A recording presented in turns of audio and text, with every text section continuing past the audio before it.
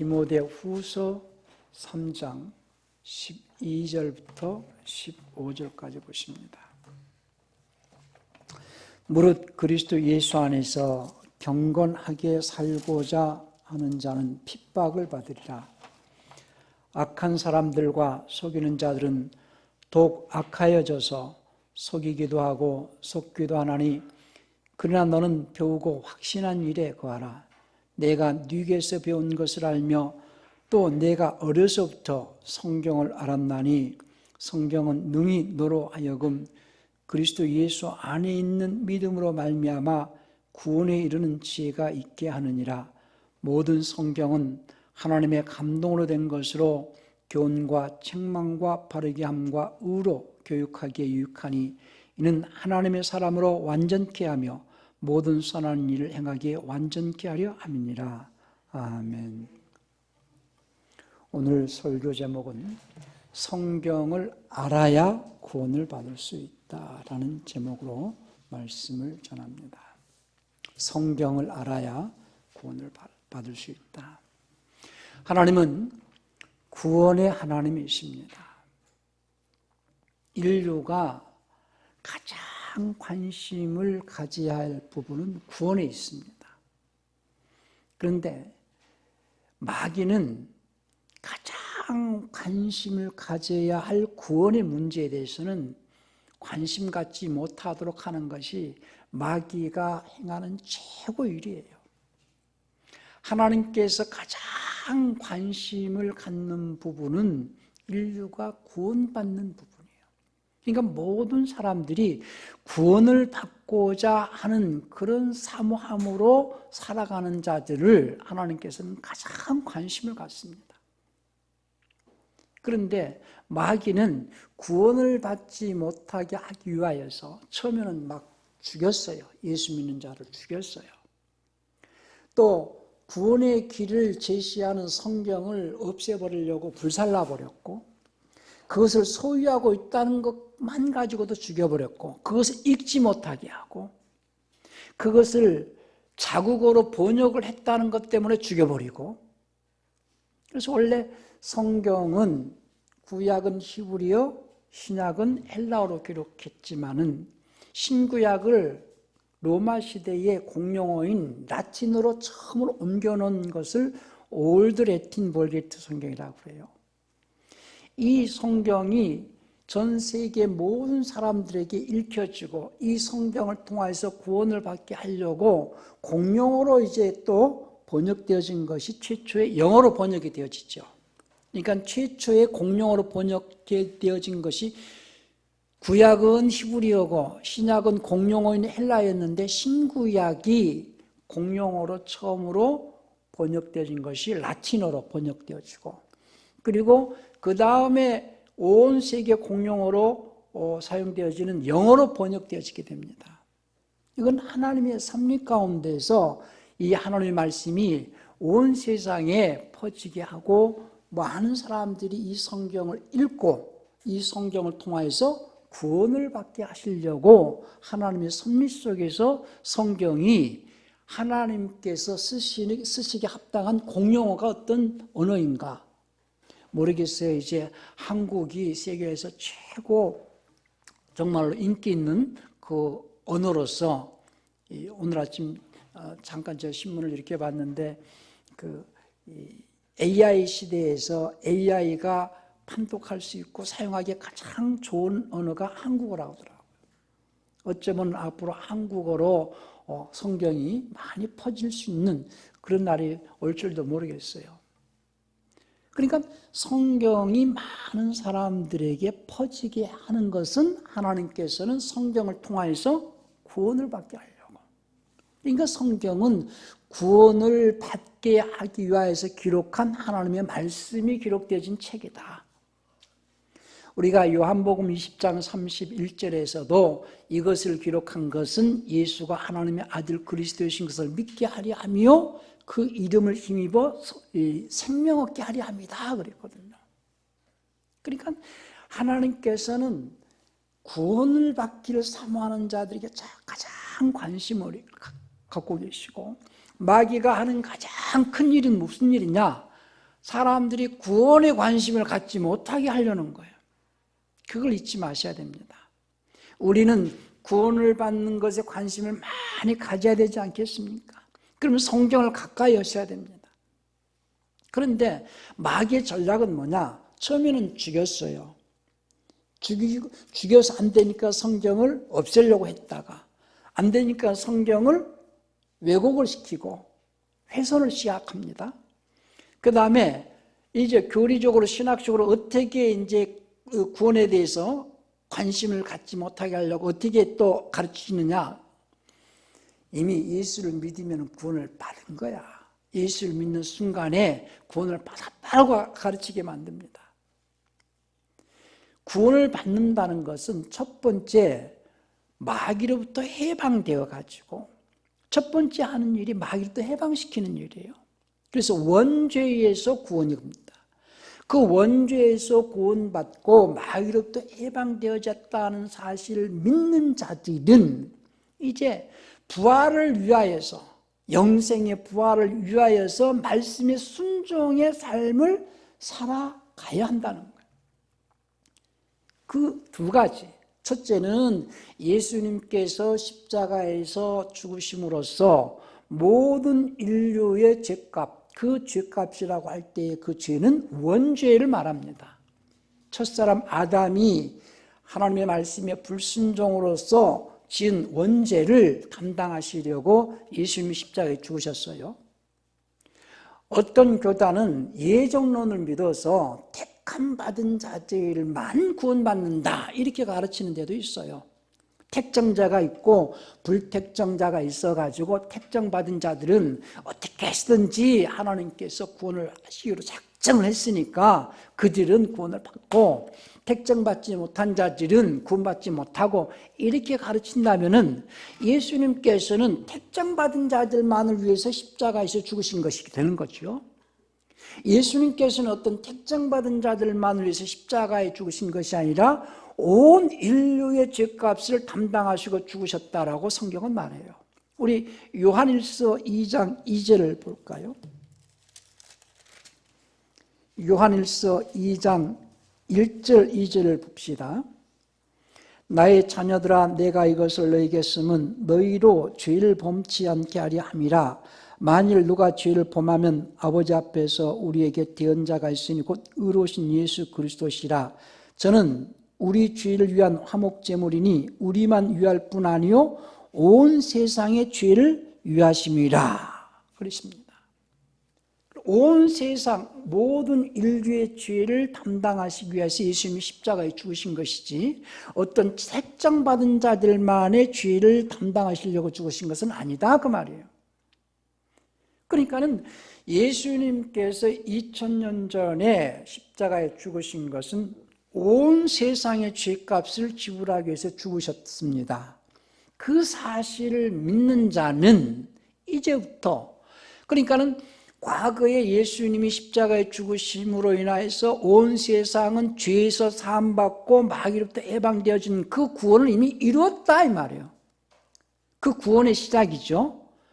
그 구원은 이미 예수를 믿기 전에, 예수님을 믿기 전에, 예수님을 우리가 알기도 전에 우리는 죄에서 구원을 받았어요.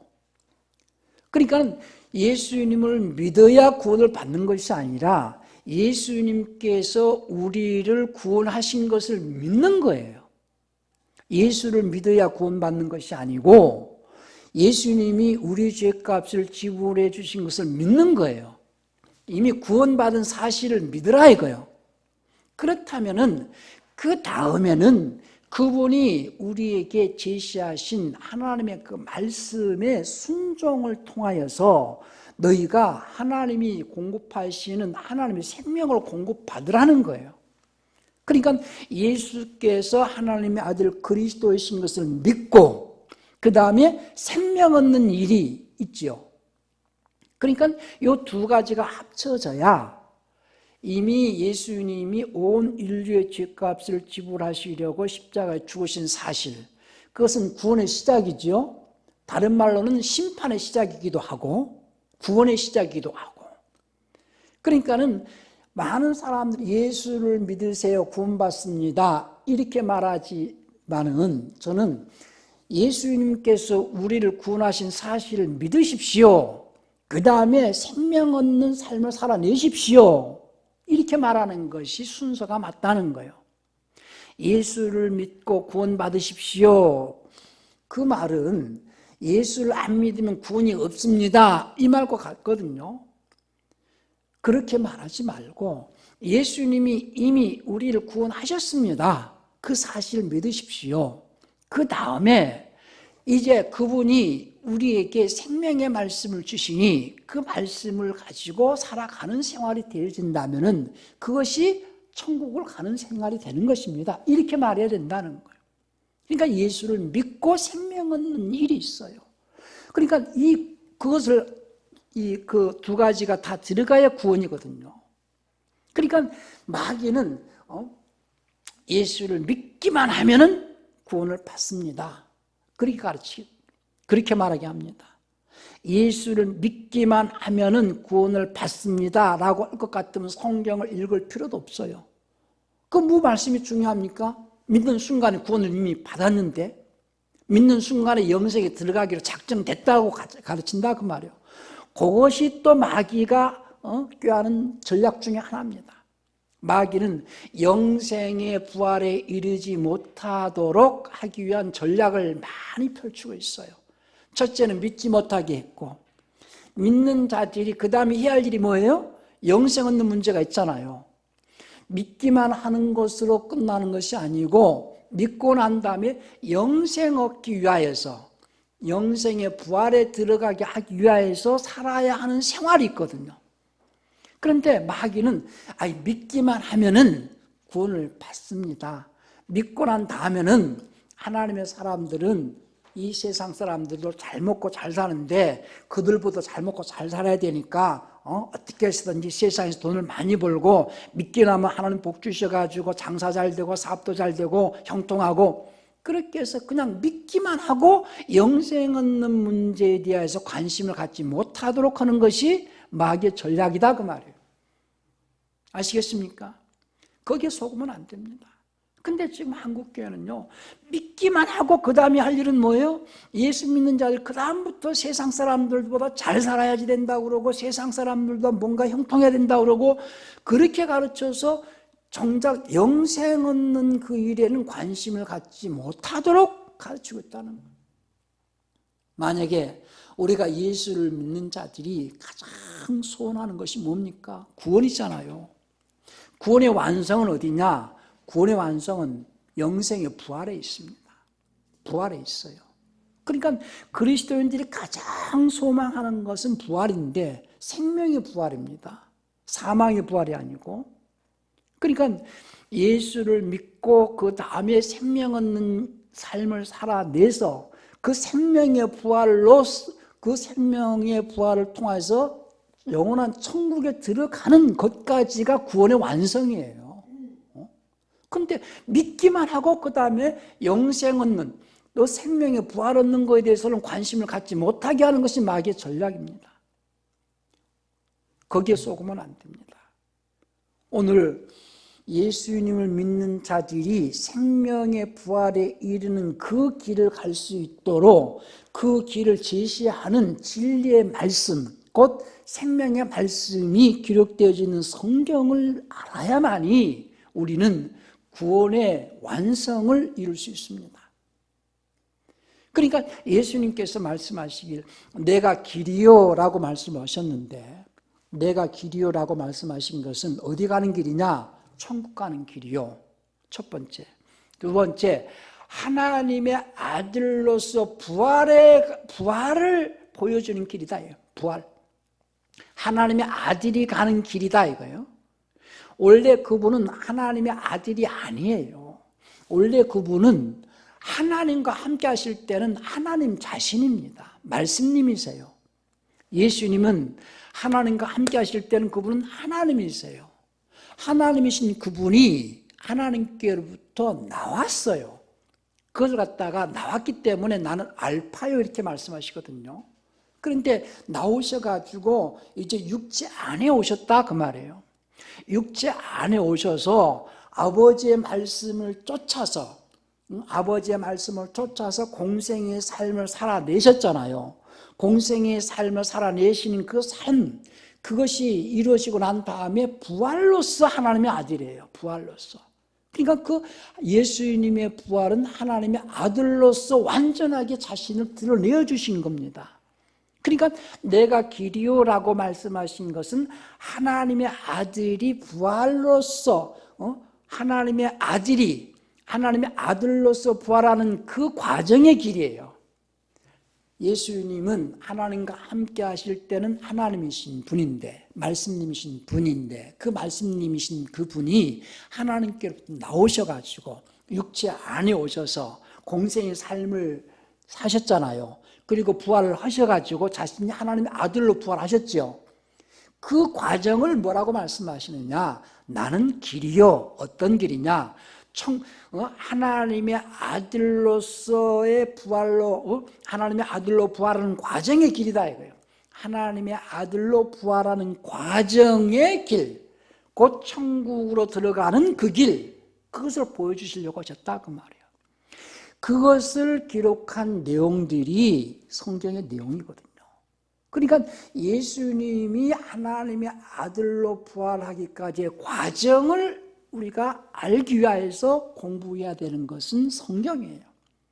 성경만이 예수님이 하나님과 함께 하실 땐 하나님이셨던 분으로서 그분이 사람으로 오시기 위해서는 사람이 필요했잖아요. 그래서 아담을 지으신 거예요. 그래서 아담은 로마서 5장 14절에서 오실자의 모형으로 지었어요. 그래서 그 아담과 그 뒤로 아브라함과 이스라엘이 모든 과거 예수님이 오시기 전까지 모든 사람들은 예수님이 오시는 그 길을 준비했던 자들이거든요. 첩경을 준비하고 그분이 오신 그 길을 평탄케 하고 그들이 했던 그 역할은 그런 역할이에요. 그래서 드디어 그 하나님이신 그분이 사람을 지으시고 사람을 통하여서 육체로 입고 딱 나오신 분이 이제 마리아의 태를 통해서 이렇게 입고 나오셨죠. 그리고 이제 그분이 육체로 오셔가지고 아버지의 말씀을 증거하시면서 아버지의 뜻을 이루는 삶을 사시는 그 공생의 삶, 죽기까지 순종하신 공생의 삶을 통하여서 십자가에서 다 이뤘다 말씀하시면서 이제 3일 만에 부활하신 부활하신 그분을 우리는 하나님의 아들 이렇게 얘기를 하는데, 그 부활하신 하나님의 그 아들이 이 말씀님이신 분이 육체로 오셔서 부활로서 하나님의 아들로 되기까지 이 과정을 다른 말로 길 이렇게 말한다 그 말이에요. 부활로서 하나님의 아들로 부활하는 그 과정의 그 길, 그래서 부활로서 천국으로 들어가야지만이 이것이 구원이다 그 말입니다. 그래서 그리스도인들은 최고의 소망이 뭐냐? 부활에 있어요. 부활. 왜? 생명의 부활이 구원의 완성이기 때문이에요. 생명의 부활이 구원의 완성이기 때문이에요. 고린도전서 15장 19절에서 만약 우리가 소망하는 것이 이 세상의 것으로서 끝난다면은 가장 그리스도인들은 불쌍한 자다. 가장 불쌍한 자다. 남들은 일요일이죠. 주일날 놀러 가고 여행 다니고 하는데 우리는 주일날 들모여서 예배 드리고 11조도 드리고, 남들 세상적으로 즐겁게 놀 때 우리는 기도하고 더 복음 전하고 하나님 일을 하고 핍박도 받고 절제도 하고 우리 마음껏 살지 못하고 주님 뜻을 이루기 위해서 살고, 내 인생이 아니라 주님 것입니다라고 살고, 우리의 삶이 부활이 없다면 세상 사람들 가운데 가장 불쌍한 자라고 그랬어요. 그러니까 신앙생활은 예수님을 믿는 자들이 영생의 부활을 이루기 위해서 살아가는 생활이거든요. 그래서 그것을 이 영생의 부활에까지 이르러야 구원의 완성이다. 예수를 믿는 순간은 구원의 시작이고, 예수를 믿습니다 하는 것은 시작이고, 우리의 삶이 구원을 이루어가는 삶, 그래서 구원을 완성시켜야 하는 삶, 그래서 부활로서 완성되어서 부활에 이룰 수 있는 삶이 되어야 됩니다. 그런 모든 과정, 예수를 믿는 순간부터 하나님의 아들로 부활에 이르기까지 그 과정은 어떤 삶을 살아야 하는가에 대하여서 기록한 것이 성경이다 그 말이에요.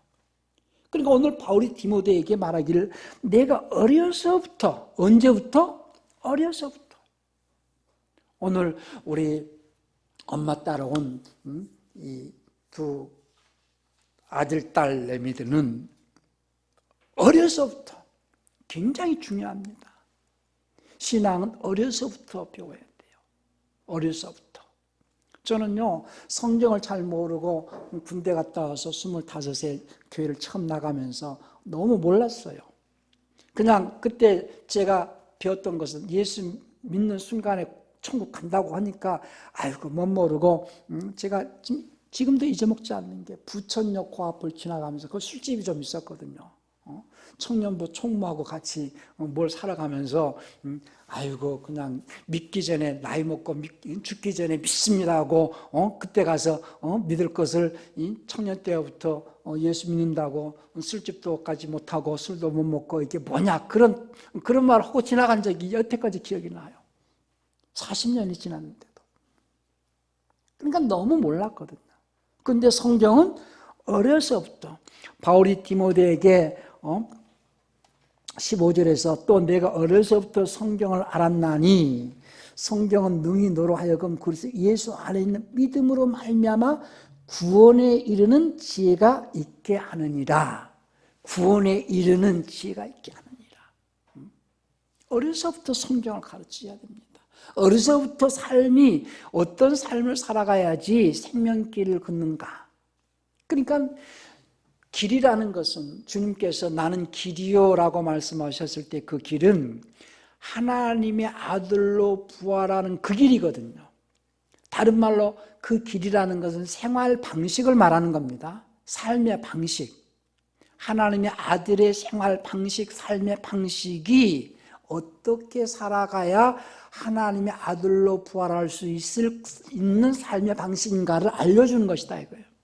성경은 어떻게 살아야 하나님의 아들로 부활할 수 있는 삶을 살아갈 수 있는가에 대하여서 기록한 책이 성경이다. 성경은 어떻게 살아가는 삶의 방식이어야만이 하나님의 아들로 부활할 수 있는가에 대하여서 기록한 것이 성경이다. 그걸 한마디로 길이다 그 말이에요. 길. 하나님의 아들로 부활할 수 있는 삶의 방식을 한마디로 길, 인생길 이렇게 얘기하잖아요. 우리 인생길이 천국으로 가는 길이어야 됩니까? 지옥으로 가야 됩니까? 우리 인생길, 곧 우리 인생의 삶의 방식이 천국으로 가는 삶의 방식이어야 되는데 천국으로 들어가는 삶의 방식이 어떻게 살아야 하는가를 잘 모르잖아요. 그런데 천국으로 들어가는 삶의 방식을 유일하게 기록한 책이 성경입니다. 천국으로 들어가는 삶의 방식을 알려주시는 말씀이 하나님의 말씀입니다. 그러니까 천국으로 들어가는 삶의 방식을 기록한 하나님의 말씀을 알아야 우리는 천국으로 갈 수 있다. 마귀는 첫 번째 천국으로 들어가는 삶의 방식이 기록된 성경을 읽지 못하게 하고 처음에는 불살랐고 소유하고 있으면 죽여버렸고 천국으로 살아가는 삶의 방식에 인간의 삶의 방식, 인간의 철학이나 인간의 교훈이나 인간의 어떤 교리로 그 삶의 방식을 엉뚱하게 만들기 위해서 성경을 왜곡하기도 하고 교리를 만들기도 하고 신학을 만들기도 하고 그리고 인간의 윤리와 도덕과 문화에 따라서 여러 가지 삶의 방식을 달리 만들어 놨다 그 말이에요. 거기에 속으면 안 된다. 삶의 방식.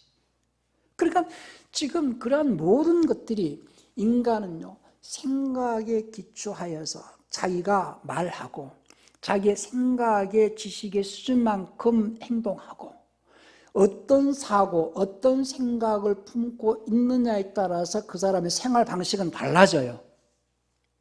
그러니까 설교라는 것은 하나님의 말씀을 우리 귀로 듣고 마음으로 깨달아서 우리가 하나님의 말씀이 우리 안에 들어오면은 우리의 생활 방식이 어떻게 바뀌어집니까? 하나님의 말씀에 기초한 생활 방식으로 바꿔지게 돼 있어요.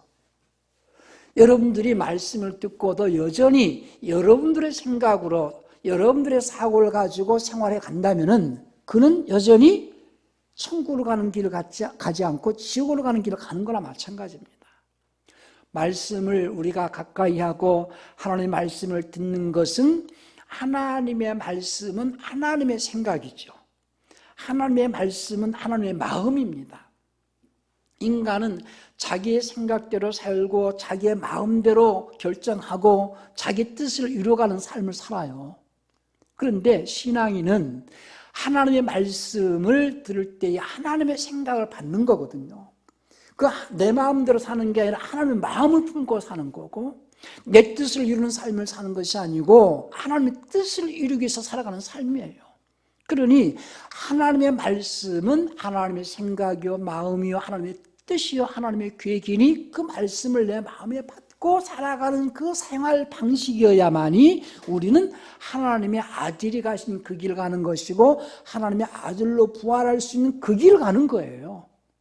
그런 삶을 통해서 우리는 구원을 이루어간다 그 말이에요. 그렇기 때문에 너희가 두렵고 떨림으로 구원을 이루라 하는 것은 우리는 순간순간마다 이 생활 방식이 하나님께서 제시한 생활 방식으로 살아가는 것이 천국으로 가는 생활 방식인데 우리는 세상에 살기 때문에 세상 것의 유혹을 너무 많이 받습니다. 세상 문화와 세상 들려지는 소리와 세상 것이 보여지고 그래서 우리 마음을 빼앗고자 우리의 마음을 현혹시키고 유린하고자 하는 마귀에게 순간순간 우리 마음이 뺏기잖아요. 세상 물질, 세상 명예, 세상의 어떤 문화에 우리 마음이 쏠리잖아요. 그러니까 끊임없이 마귀는 우리 마음을 뺏으려고 애를 쓰는 거예요. 보세요. 그런 말이 있어요. 세 가지 S로 시작하는 세 가지요. 그래서 스포츠, 스크린, 섹스 요 세 가지로 마귀는 그리스도인들을 유혹하고 현혹한다. 그러니까는 사람들은 스포츠 좋아하죠. 또 스포츠 경기를 또 직접 가보지 못하면 스크린을 통해서 영화, 비디오, 또 홈쇼핑, 텔레비전 요즘에는 아이들도 들고 다니는 거 있잖아요. 요즘 애들도 뭘 봐요? 이 핸드폰 스크린을 보고 주부들은 집에 있으면서 저희 집이야 그 홈쇼핑하는 방송은 안 나와서 다행인데요. 그 볼 시간도 없지만은 홈쇼핑을 통해 얼마나 마음을 많이 유혹을 해요. 그러니까 견물생심이라고 그러고 사람들은 들으면 그것이 혹하고 넘어가거든요.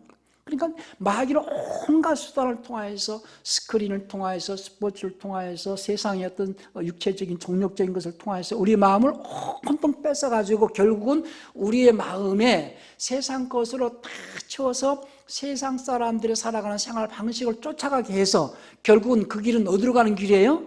지옥으로 가는 길이다 그 말이에요. 그러니까 세상과 자꾸 멀리해라. 세상과 자꾸 멀리해라. 말씀을 가까이 하고 하나님을 가까이 해라. 하나님 눈에 보여야 가까이, 하나님 눈에 보이지 않는데 어떻게 가까이 하는 겁니까? 하나님을 가까이 한다는 것은 말씀을 가까이 하고 하나님의 말씀이 기록되어져 있는 성경 말씀대로 내 마음을 품고 사는 것이 곧 하나님을 가까이 하는 것이고 성경 말씀을 내 마음으로 품고 산다는 것은 하나님의 마음을 품고 사는 거거든요. 그것이 하나님을 가까이 하는 거예요.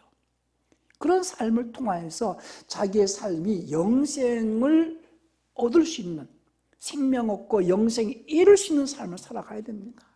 그러니까 바울은 어떻게 경고합니까? 두렵고 떨림으로. 뭐에 두려워야 돼요? 내가 세상의 마음이 뺏기지 않도록. 내가 하나님의 말씀을 놓칠까 두렵고 말씀을 멀리할까 두렵고 말씀 밖으로 나갈까 두렵고 세상 것에 유혹받을까 두렵고 그런 마음으로 살아야 된다는 거예요. 그리스도인들. 우리 빌립보서 2장 12절 한번 볼까요?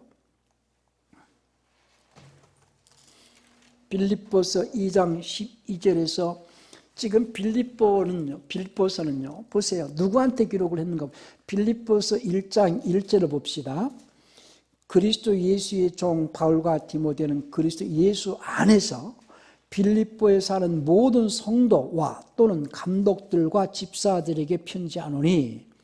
그러니까 초대교회 감독이면 지금 목사고, 초대교회 집사들은 지금 장로들이죠. 그리고 초대교회 성도들입니다.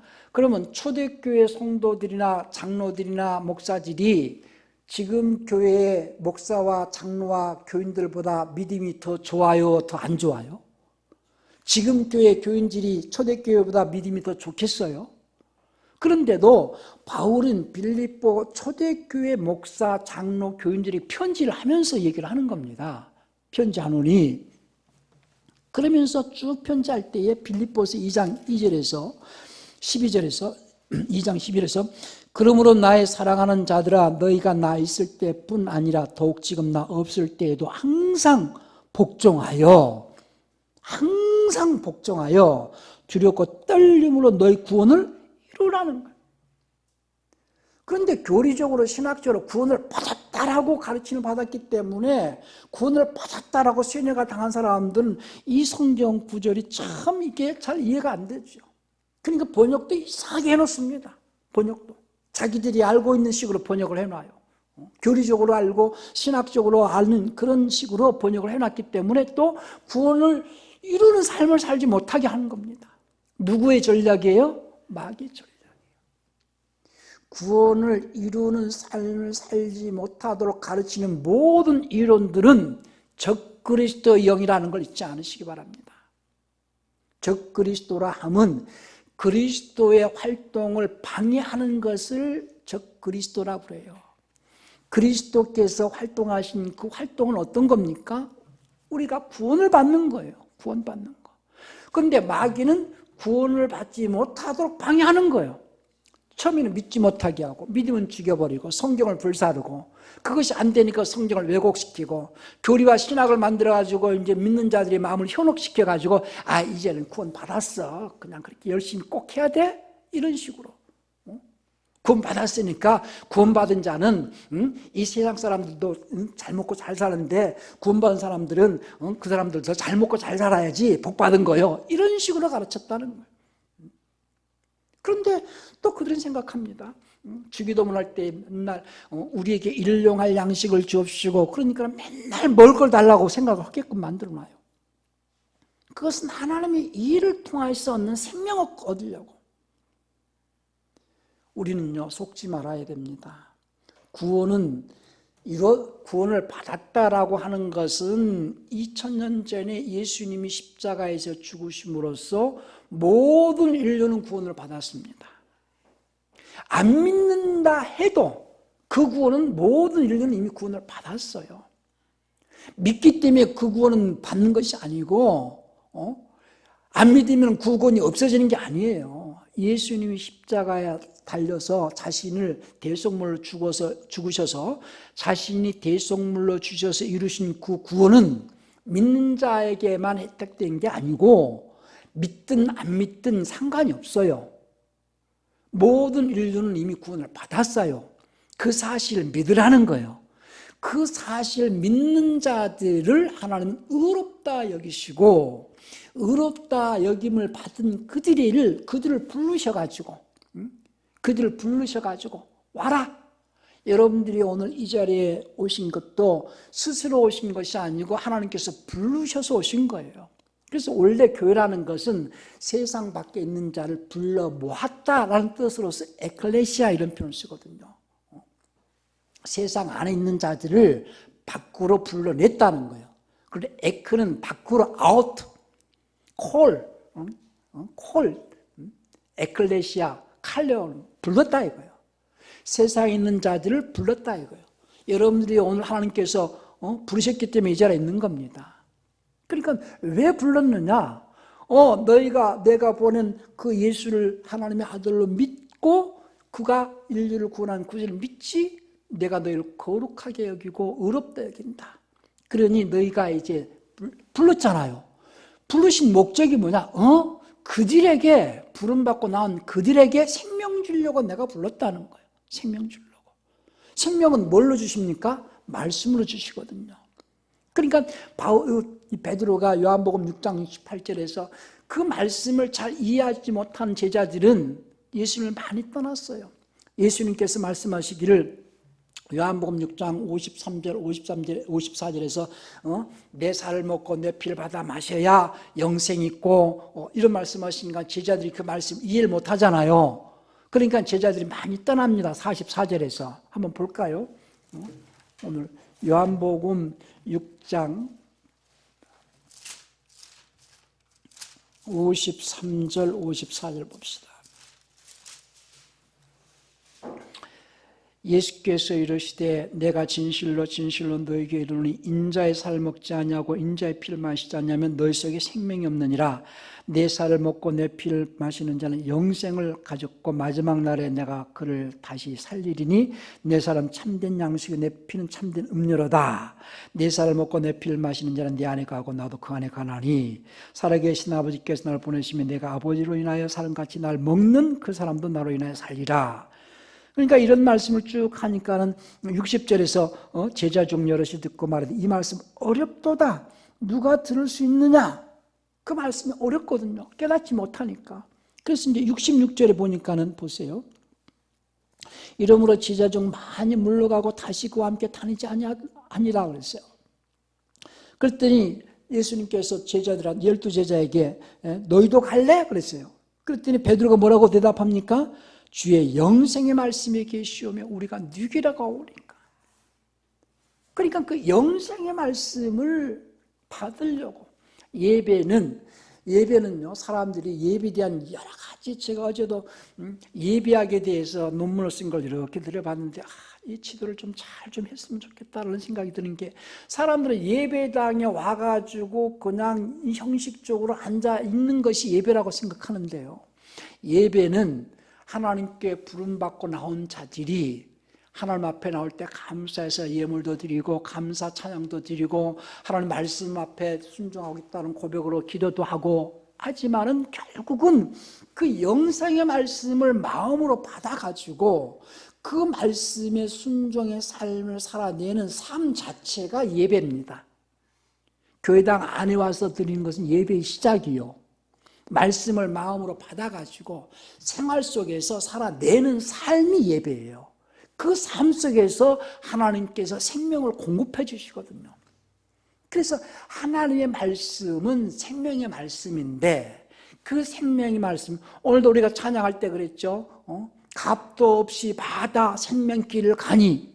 오늘 여러분들이 생명의 말씀을 값도 없이 마음에 받았잖아요.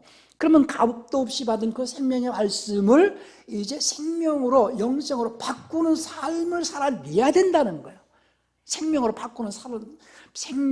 바꿔야 하는 삶, 그 생명으로 바꾸는 삶이 예배다. 내가 그 말씀에 순종하고 그 말씀을 쫓아서 살아낼 때에 내가 절제도 필요하고 인내도 필요하고 희생도 필요하고 헌신도 필요하고 하지요.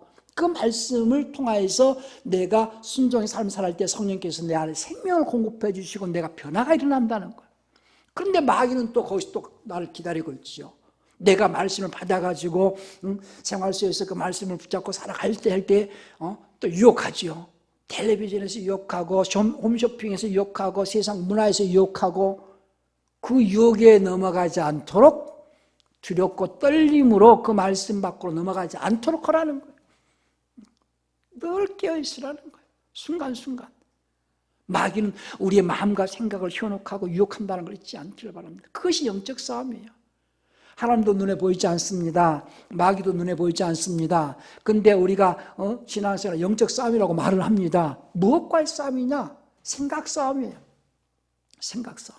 자, 영적 싸움은 무슨 싸움이다? 생각 싸움이다. 하나님의 말씀이 이 하나님의 생각인데 그 하나님의 생각을 내가 붙잡고 마귀가 갖다 주는 육체적이고 정욕적이고 세상적인 그 생각과의 싸워야 하는 생활이 영적 싸움이에요. 우리는 하나님의 말씀에 순종을 통하여서 날마다 영적 싸움을 하는 자로서 생명 없는 삶을 사셔야 됩니다. 그러기 위해서 이것이 내 생각이 아니고 마귀의 생각이다.